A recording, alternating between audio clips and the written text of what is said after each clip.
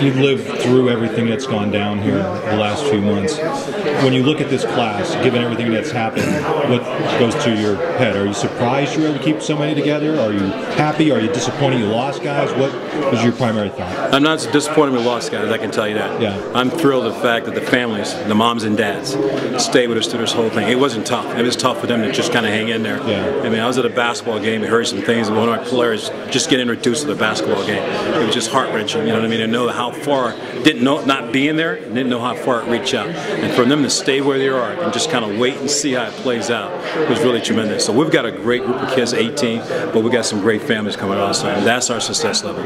So to me, standing here today to have those 18 guys that signed says a lot about this group, and I think there's a very special group.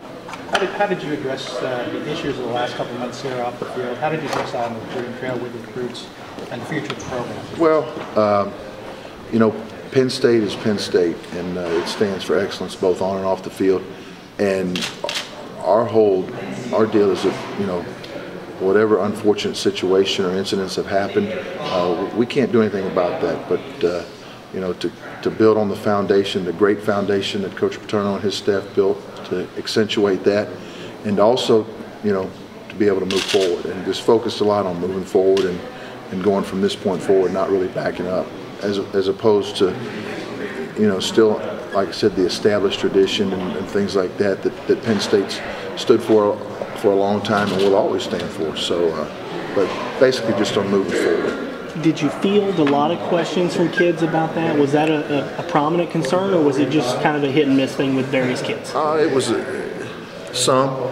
You know, to say that it was prominent, I'm not going to say that, but to say that it never came up, that's not accurate either. So some kids and families, you know, had questions about that, and you know, I understand that. It was very challenging, particularly in December, when it was uncertain what course Penn State was going to go in. And I was very impressed with the young men that we had recruited to date, and the character they displayed and their desire to come to Penn State. Not all of them, but most of them really were in love with Penn State football, and were coming to Penn State for all the right reasons. Were you getting a lot of tough questions from parents? You know, not as many as you'd think. Yeah. I think most people saw this for what it was, and saw that it was a great university, and it'll still be a great university. And so I don't think that factored in as much as maybe perception would have led it to believe. What do you think about this class as you look at it? Well, what I'd like to say about this class is that no matter what, well, first of all, thank you all for committing, and you know, in lieu of everything, and you know, just really putting your faith in us and your teammates and your new staff, just that things will be okay, and I guarantee you things will be okay.